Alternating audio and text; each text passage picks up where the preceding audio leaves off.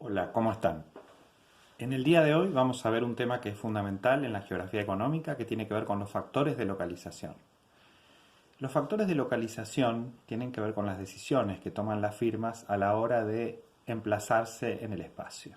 Es un tema absolutamente central porque una mala decisión de localización obviamente le va a generar un perjuicio a cualquier emprendimiento, desde un kiosco hasta una multinacional.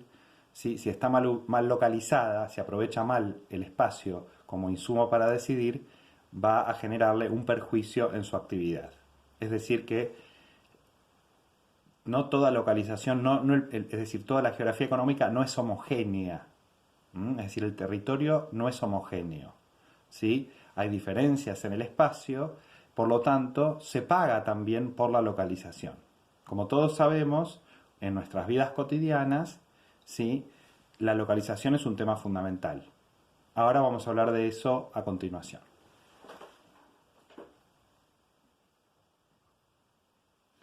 Bueno, los factores de localización tienen que ver, como decíamos, con diferentes características que presenta el espacio y que nosotros, o el emprendimiento, o la firma, o la gente que toma la decisión de localizarse, tiene que tener en cuenta. Hay algunos que pesan más que otros, eso también va a depender de la actividad económica, por supuesto. Y esta sencilla clasificación, pero muy útil, está tomada de un libro donde participó el titular de la cátedra, el profesor Omar Gejo, Fundamentos de Geografía Económica.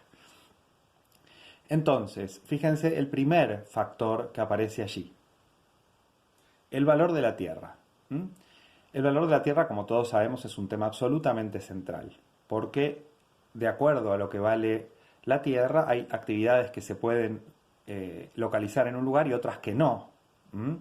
Entonces, en este sentido también hay que hablar de que hay diferentes cuestiones que hacen al valor de la tierra. Si ustedes miran allí, van a ver que primero se habla de actividades que utilizan el espacio en términos absolutos y actividades que consumen espacio. Que no es lo mismo utilizar espacio que consumir espacio. ¿Qué quiere decir esto? Utilizar espacio se refiere a que si yo tengo un campo con 500 hectáreas de soja, eso es determinante para el rendimiento que yo voy a tener, cuántas toneladas de soja voy a cosechar. Yo necesito tantas hectáreas de soja. Por supuesto, tecnología mediante, los rindes van mejorando con el correr del tiempo. Obviamente la producción se va intensificando, pero más allá de eso, yo necesito las hectáreas en términos absolutos.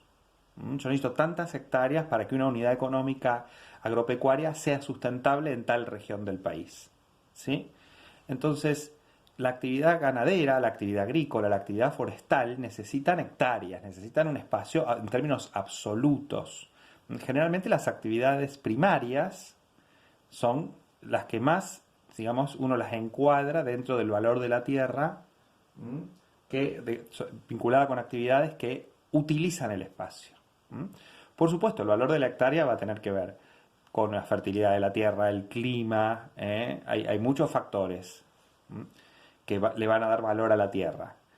Pero la cuestión de fondo es que yo insisto, yo necesito X cantidad de hectáreas para producir. En el caso de las otras actividades, las que consumen el espacio, ya no nos vamos a fijar en el espacio en términos absolutos, sino que va a ser también muy importante el espacio en términos relativos. ¿Qué quiere decir esto? Mi localización respecto de otras actividades económicas o de otros lugares, por ejemplo, de la ciudad que sean estratégicos para mi ubicación, ¿no? Entonces, por ejemplo, cuando hablamos del comercio, todos sabemos que si yo pongo un kiosco sobre una avenida, no va a ser lo mismo la facturación, el movimiento que tenga ese kiosco, que si yo lo tengo dentro de un barrio donde no pasa, donde hay muy baja densidad de población y pasan muy pocas personas. Entonces, claramente, en ese sentido, independientemente del tamaño del kiosco, mi kiosco puede tener 10 metros cuadrados, 15 metros cuadrados, 25 metros cuadrados, por supuesto. Mientras más metros cuadrados, mejor para poder acopiar mercadería, lo que sea. Pero la cuestión de fondo es la ubicación relativa, que el kiosco tiene que estar ubicado en un lugar donde pase la gente, donde esa necesidad aparezca y ese consumo aparezca.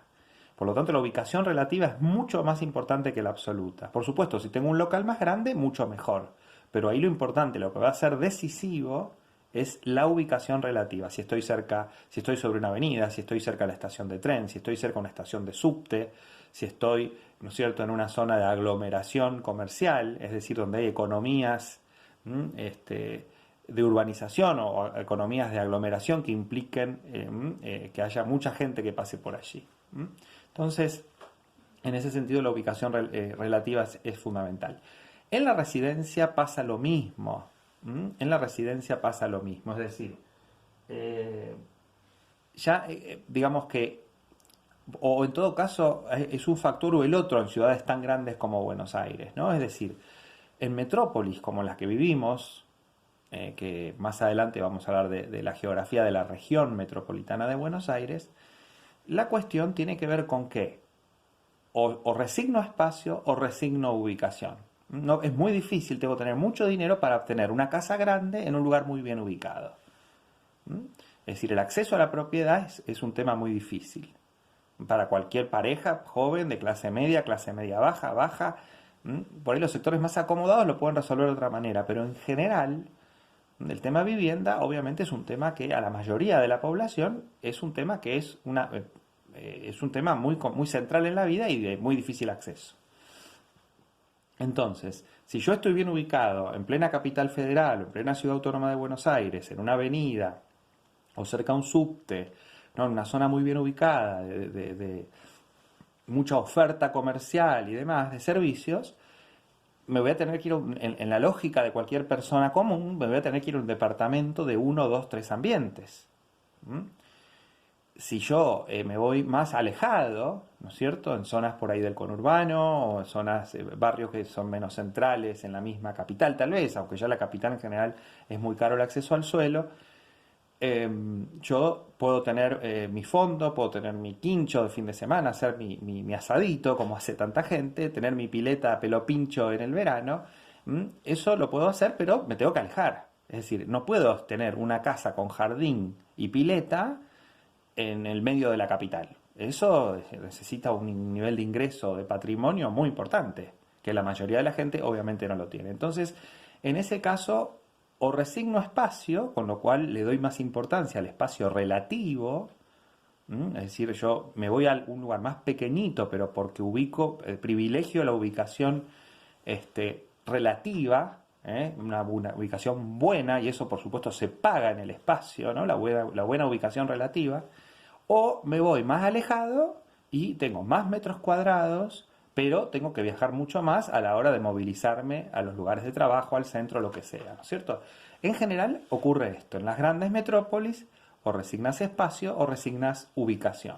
En el tema residencial esto se ve claramente. Por lo tanto, el espacio ahí claramente se consume a medida que yo voy ubicándome en lugares mejor situados, ¿no? Es decir, obviamente se paga por la localización en el espacio y eso siempre va a tener que ver con el espacio relativo. Después, por supuesto, el tamaño de la casa, si yo tengo una casa grande, por supuesto los metros cuadrados son fundamentales, pero el tema de fondo es que por eso puede pasar que un departamentito muy chiquito en capital tenga el mismo valor de mercado que una casa en lugares del conurbano, por ejemplo, ¿no? Entonces eso claramente tiene que ver con la ubicación relativa. Bien. Y un caso más intermedio sería el caso industrial, porque yo en la industria necesito buena ubicación relativa, porque tengo que estar cerca de la autopista, ¿no es cierto? Un parque industrial tiene que estar, por ejemplo, bien ubicado, cerca de buenas vías de acceso, eso es un tema central, o sea, la ubicación relativa es muy importante, pero yo al tener un galpón industrial necesito espacio, ¿sí? Entonces, en el caso de la industria es un caso intermedio, necesita espacio bien ubicado, digamos, cuestiones de espacio relativo, pero también necesitas un buen metraje, necesitas espacio absoluto, ¿no? La industria es un caso más intermedio, porque efectivamente también necesitas una buena cantidad de metros. No podés irte a poner un galpón industrial en el centro de la ciudad. Por eso también las actividades industriales siempre se van como desplazando a la periferia porque necesitan muchos metros. En la medida que el espacio urbano se va volviendo muy caro, la industria va a disponer cada vez de menos metros. Entonces la industria es un típico caso ¿no?, de actividad económica que se tiene que ir más a las afueras buscando mayor cantidad de metros. Entonces no es solo el espacio relativo, por supuesto estar cerca de la ciudad es fundamental, pero también hay que buscar, digamos, metros, hay que tener una buena cantidad de metros, por lo tanto también el espacio absoluto en ese caso cuenta. Así que el factor valor de la tierra es fundamental. El mercado de suelos actualmente es central para entender dónde se ubica la población, ¿cierto? Porque el acceso al suelo se paga y dependiendo tus ingresos, dependiendo la clase social en la que estás, obviamente eso va a explicar también tu localización en el espacio, ¿no? Entonces, claramente el mercado de suelos es un factor que es muy determinante, que expulsa no solo industrias hacia la periferia, también población, ¿no es cierto? Es decir, todo el tiempo el tema del acceso al suelo, el suelo que se vuelve cada vez más caro en las ciudades, acceder, es un tema absolutamente central. Y ahí estamos hablando en términos relativos. El suelo se vuelve cada vez más caro en función de la localización relativa. Vamos al siguiente factor. Bueno, otro factor muy importante, por supuesto, esto va a depender de la actividad. La materia prima, ¿no? La llamada composición material del producto. Bueno, ahí la foto lo que ustedes pueden ver es el tema de, por ejemplo, hay dos ejemplos que aparecen en las fotos que son clásicos, ¿no? Es decir, lo que estamos viendo acá son actividades económicas que tienen que estar sí o sí cerca del yacimiento de la materia prima o donde está la vertiente de la materia prima, para decirlo en estos términos, ¿sí? Por ejemplo, en la provincia de Santa Fe y Córdoba están las principales cuencas lecheras de la Argentina. En la provincia de Buenos Aires hay algunas también, pero las más importantes están en la zona Santa Fe y Córdoba, digamos, ¿no? Ese centro de Santa Fe y Córdoba, donde en esa zona limítrofe hay una gran cantidad de cuencas lecheras. Entonces, la leche, si vos digamos, la sacás cruda y la transportás en camión, la leche tiene 99% agua. Entonces es un gasto logístico y de transporte enorme si la llevas a miles de kilómetros de distancia o a centenares de kilómetros de distancia a procesar. Generalmente las plantas, las usinas lácteas más importantes del país están en las cuencas lecheras, ¿sí? Entonces, en ese sentido, vos tenés que estar cerca de la cuenca productiva para aprovechar justamente, tenés que procesarlo ahí. Después lo derivarás, ¿no? Lo derivarás a otras regiones. Pero tenés que hacer ese procesamiento inicial en la cuenca lechera. Entonces, las principales fábricas de leche del país están en Santa Fe y Córdoba, ¿sí? Las usinas lácteas. Entonces, tenés que estar en la zona donde están los tambos, las explotaciones, digamos, que hacen ganadería lechera. Lo mismo, otra foto que se ve ahí, es de Olavarría, en las Sierras Bayas. En Olavarría hay un gran yacimiento de lo que es los materiales con los cuales se hace el cemento, las llamadas dolomías, ¿sí? La dolomita es una roca sedimentaria de la cual se extrae el cemento. Entonces, las grandes fábricas de cemento de la Argentina, la mayoría están en Olavarría, ¿sí? Porque la provincia de Buenos Aires es la principal provincia minera no metalífera de la Argentina. Esto también puede ser una sorpresa para ustedes, porque uno generalmente dice que la principal provincia minera va a ser, no sé, Catamarca, ¿no? Las que tienen minería muy importante, ¿no? Las patagónicas, las del noroeste, o Mendoza. Allí hay yacimientos minerales, pero son metalíferos. Pero a nivel de minería no metalífera, las que se usan para materiales de la construcción, por ejemplo, en este caso, la principal provincia que más volumen maneja en toneladas es la provincia de Buenos Aires. Bueno, el caso de Olavarría, entonces, las grandes fábricas de cemento están al lado de donde se extrae, ¿no es cierto?, la dolomita, donde se extraen estas rocas sedimentarias que son para hacer el cemento. Por lo tanto, que son de origen calcáreo, ¿no? Y que tenemos grandes yacimientos ahí en esa zona de la provincia de Buenos Aires. Entonces, las fábricas tienen que estar donde se extrae esta roca sedimentaria para de allí hacer el cemento y después distribuirlo y demás, ¿sí? Vos tenés que estar entonces en la cuenca productiva, en el yacimiento. Acá la materia prima entonces es absolutamente determinante en este tipo de localizaciones. Bueno, después el costo de traslado de los factores, ¿no? Este es otro tema muy importante y que tiene que ver con la famosa, el tema de la logística, ¿no? Que en nuestro país es un tema absolutamente central. La Argentina es un país enorme y tiene muy altos costos logísticos, que ese es un problema que se discute mucho a nivel de la economía por la cuestión de que eso le quita competitividad al país. Vos tenés altísimos costos logísticos, altísimos costos de traslado. Entonces, cuando uno piensa en la logística, por supuesto, piensa fundamentalmente en el transporte en camión dentro del país. Pero, por supuesto, vos tenés también, vos podés trasladar mercadería por vía aérea. Hay algunos productos que se exportan, eso es carísimo. Por ejemplo, ahora se está transportando en avión los arándanos. Los aviones de aerolíneas argentinas transportan arándanos para exportar al exterior, ¿no? Se necesitan aviones generalmente de carga, para mandar mercadería al exterior. Son altamente perecederas, muy caras, que se mandan en avión. Pero bueno, la mayoría por supuesto, de los productos se transportan en camión, en barco y demás, ¿no?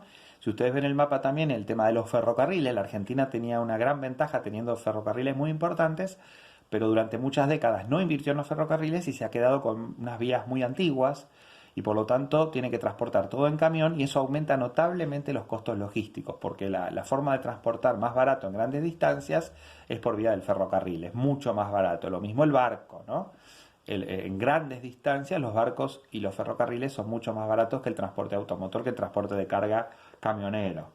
Entonces el costo logístico es muy muy importante en un país tan grande como la Argentina. Cuando vos tenés que distribuir mercaderías en el interior, lo que sea, el costo logístico es absolutamente decisivo. O si, por ejemplo, quien produce en el interior tiene que sacar sus productos por el puerto, entonces en sus provincias alejadas del mar o del río Paraná, tienen enormes costos logísticos porque tienen que transportar la mercadería hasta el puerto para poder exportar. Supongamos la soja de Salta o Tucumán, ¿no? Tenés que llevarla hasta el puerto y eso es carísimo. Entonces ese es un tema absolutamente determinante. Por otro lado, no solamente el problema es el costo de traslado de la materia prima, vos también tenés que transportar la energía, que ese es otro costo. Es decir, vos tenés empresas transportadoras de energía, ¿no? Entonces, por ejemplo, el gas que se consume en la industria, acá en el AMBA, ¿no es cierto? En los grandes cinturones industriales de Rosario, de Córdoba, de Buenos Aires, ese gas viene de Neuquén, por ejemplo, de un yacimiento que se llama Loma de la Lata. Y eso está a digamos, a más de 1000 kilómetros de distancia. Entonces, dependiendo de la localización, por supuesto, de la ciudad, pues está un poco más lejos, más cerca, pero son muchos kilómetros que vos tenés que tener de gasoducto, o también de líneas de tensión de energía, que por ejemplo vienen de represas alejadas del interior del país, o Yacyretá en el norte, ¿no? O represas patagónicas, lo que fuera, y por lo tanto ese costo de la energía tenés que pagarlo. Entonces el costo de transporte de la energía es también un factor de localización. ¿Qué quiere decir? Que vos te vas a ubicar en determinadas zonas donde vos tengas un costo de traslado de los factores que te permita el desarrollo de esa actividad, ¿sí? Esa es la cuestión de fondo, ¿no? En este caso, no es que vos te tengas que ubicar cerca de donde está la producción de energía, ¿no? El tema es cuánto incrementa tus costos el transporte, tanto de la materia prima como de la energía, y si eso permite o no tu actividad. Esa es la cuestión de fondo. Entonces, muchas actividades pueden no, supongamos, determinados cultivos no se pueden producir en determinadas zonas porque están demasiado alejados, y eso incrementa demasiado los costos. Esto puede generar grandes desincentivaciones a determinadas actividades. Es decir, acá es muy determinante el costo de la energía para ver si una actividad te dan los costos o no te dan los costos para para producir, ¿no? Bueno, otro tema muy importante, la red de comunicaciones y transportes. Obviamente, volvemos al mismo razonamiento del principio, el espacio no es homogéneo. No todos los lugares tienen la misma accesibilidad y conectividad. La accesibilidad es un concepto que está más vinculado a lo social, es decir, de acuerdo a o a los ingresos, ¿no? De acuerdo a tu nivel de ingresos, vos tenés que pagar más por poder tener mejor accesibilidad o menos. ¿no? O en todo caso, te cuesta más o te cuesta menos de acuerdo al ingreso que tengas. ¿Sí? La accesibilidad es un concepto muy, muy social. Por ejemplo, las personas que se tienen que transportar para ir al trabajo, en la medida que sus ingresos son más bajos, están más lejos, entonces tienen más problemas de accesibilidad, a estar mejor comunicadas dentro de, por ejemplo, de Buenos Aires. La conectividad tiene que ver más directamente con cuánto demoro yo en ir de un lugar al otro, por autopista, supongamos. Entonces, si yo tengo una red de autopistas, mi conectividad va a ser mejor. Si yo tengo unos caminos de muy malas condiciones o muy congestionados, tengo peor conectividad. O si estoy cerca de las vías del ferrocarril y puedo utilizar el ferrocarril, tengo mejor conectividad. ¿Sí? Eso es el tema de la conectividad física. Entonces, obviamente, si tengo cerca al mar, tengo un puerto, tengo mejor conectividad con el resto del mundo. Bueno, este tema eso también va a determinar localizaciones. Entonces, por ejemplo, en las autopistas hay muchísimas industrias porque justamente la conectividad es absolutamente esencial para montones de firmas. Y después está la conectividad virtual. Hoy en día el tema tecnológico es absolutamente central. Por ejemplo, hay un mapa que se ve ahí que te habla del Plan Federal de Internet. Ahí pueden ver un mapa de la provincia de Buenos Aires. No todos los lugares tienen la misma conectividad y eso va a determinar un montón de localizaciones, sobre todo de empresas que necesitan vincularse con el mundo o tener buen acceso a Internet, ¿no?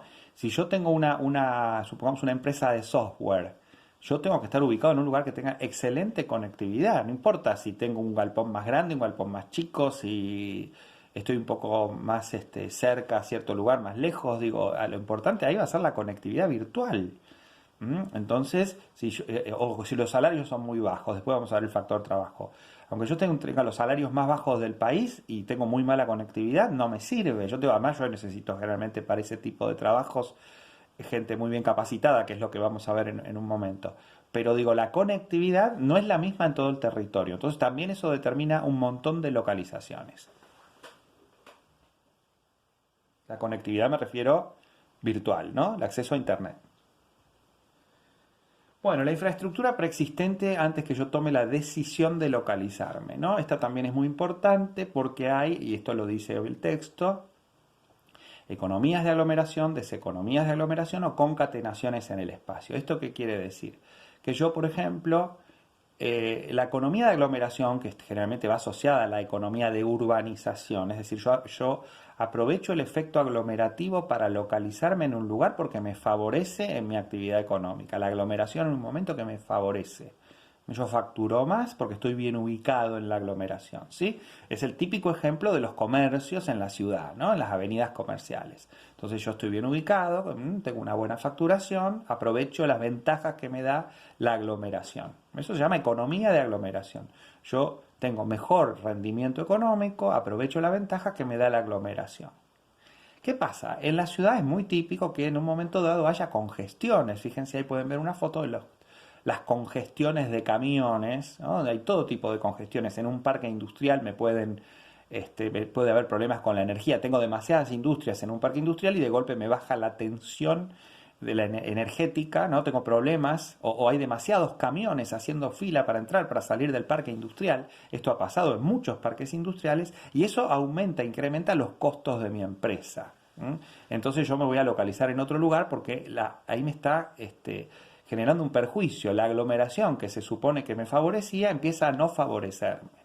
Entonces la ciudad permanentemente genera deseconomías de aglomeración por congestionamiento y por eso muchas actividades se van a la periferia, ¿no? Se van a las afueras.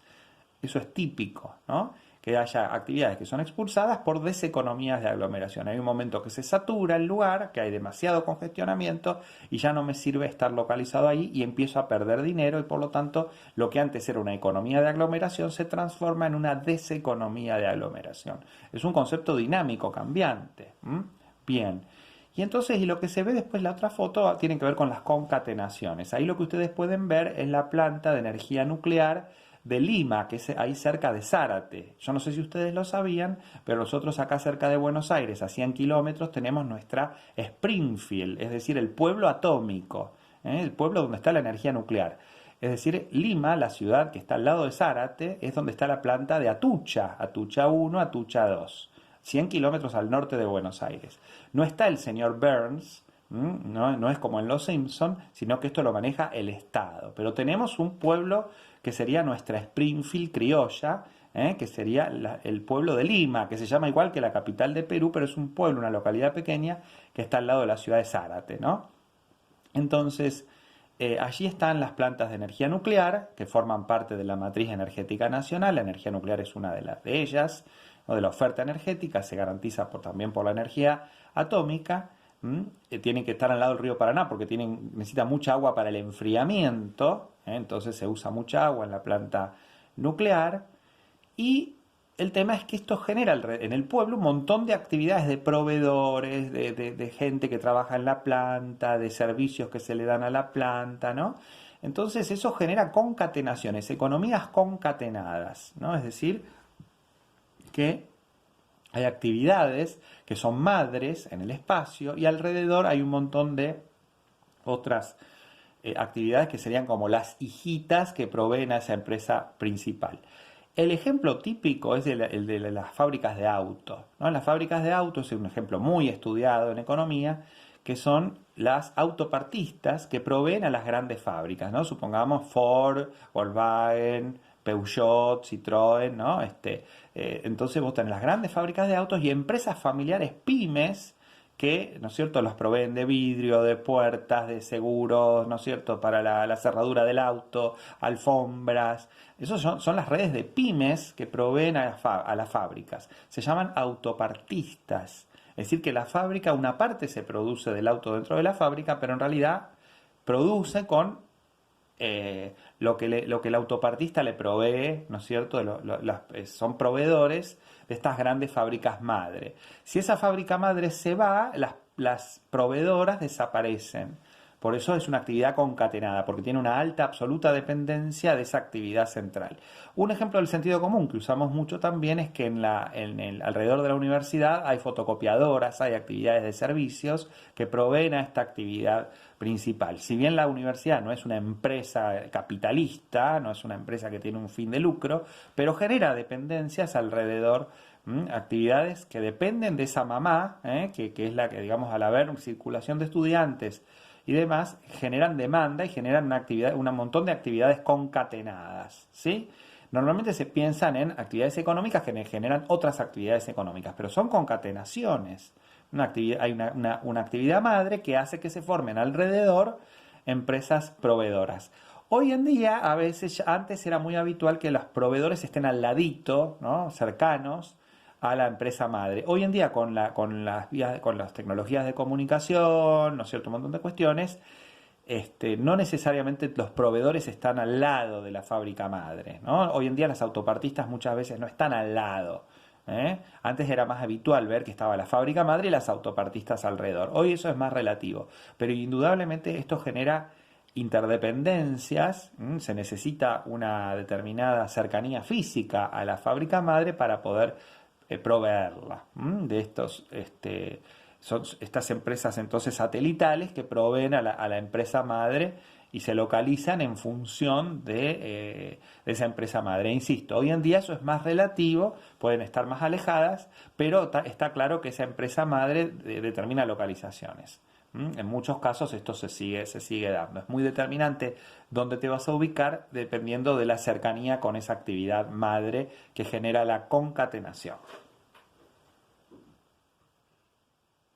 Bueno, este es un factor absolutamente principal, el factor político. El factor político quiere decir con los estímulos o no estímulos, los incentivos o desincentivaciones que te da el Estado a la hora de localizarte en un lugar. El factor político es uno de los principales, si no el principal.